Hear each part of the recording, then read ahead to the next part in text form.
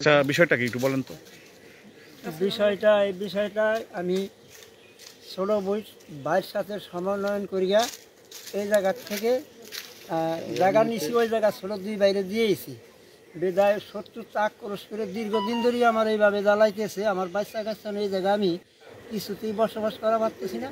এরা সব ছিটকে বিটকে যাই দিয়েছে। আপনারা দয়া করে সবাই সরজমিনে এসে দেখেন ঘটনা সত্য না মিথ্যা। এবং কিছু কইলে আমার মারবার আসে। এবং কিছুদিন আগে এই এই বাড়ির উপরে তাই নেট কাটিয়া মুরগি বেচতে লাইয়া পরে আমার নামে মিথ্যা মামলাও দিছে। আমার উপরে খুব জুলুম করতেছে। আমার বাচ্চা কাচ্চা আমি কিছুতে বাঁচা পারতেছি না। আচ্ছা মুরব্বী, আপনার এই যে খামারটি এটা নিয়ে কি হয় আপনার?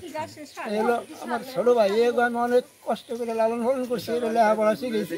আমার আপনি কি বড় ভাইদের মধ্যে? হ্যাঁ, বড়। আমি বড়। আপনি এলাকাবাসী যারা আছে এদের কাছে বিষয়টা এলাকাবাসীর কাছে বললে তাকে অতুচ্ছ ভাষায় গালাগালি করে, তারা ভয়তে কাছে আসে না। এখন আপনি কি চাচ্ছেন? এই যে বিষয়টা আমরা যতটা দেখতে পাচ্ছি যে আপনার সামনে একটা বাড়ি,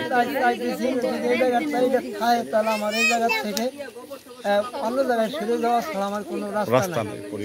অবস্থা নেই। এখন পয়সা মরে যাবে, আমার বাচ্চা কাছে পয়সা মরে যাবে, মাঝে মাঝে হাসপাতালে যায়। আপনি কি বিষয়টা চেয়ারম্যান, আপনার ইউনিয়নের যে চেয়ারম্যান রয়েছে তাকে কি বিষয়টা জানাইছেন? তাহলে চেয়ারম্যানটা জানাইছিলাম।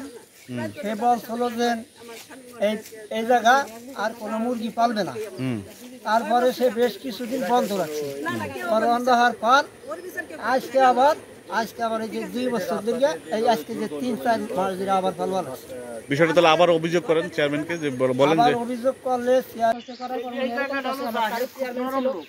চেয়ারম্যান বিচার করছে। আমার থানায় যখন আমি গেলাম, থানায় যাওয়ার পর থানায় আমারে ডাকার পর মনে বোঝেন কি সবাই আমার এলাকার মেম্বার ছিল, তার চেয়ারম্যান ছিল, মন্য ফকির ছিল, আমার এলাকার গণ্যমান্য ভালো ভালো 10-15 জন অনেক সময় নিতে বলছিল দারোগা সাহেব। নেওয়ার পর আমি গেছিলাম, যাওয়ার পর তারা দেখলো যে এই জায়গা তার খুবই ভয়াবহ অবস্থা, তার অনেক জেল হয় বা অনেক টাকা জরিমানা হয়।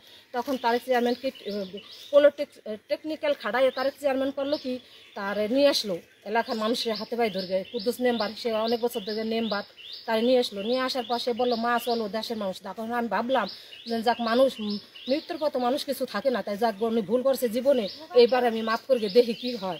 তখন আমি আর সবাই অনুরোধ করার পর আমি চলে আসলাম। আসার পর সে বসার বসার পর বসলো কি যে আপনি আর এই ধরনের কাজ কাম করবেন না কাকা। সে বললো কি ঠিক আছে আমি আর করবো না। তার চেয়ারম্যান তার বললো, বলার পর এলাকার মানুষও বললো যে দেখো এইভাবে থাকতে পারে না, তো এখন কী করবি। ওনার জামাই এসে বললো থাকতে না পারে বিক্রি করে চলে যাক, ফরিদপুর থেকে আসলো। তখন আমি বললাম কি যে বিক্রি করে জামা, এটা কি তোমার বাড়ি না আমার বাড়ি, এটা কেমন কথা বললাম। পরে যাক তারে অনেক এলাকার মানুষ অনেক রাগারাগি ছাড়াছাড়ি করলো, করার পর মাঝখানে করলো কি আবার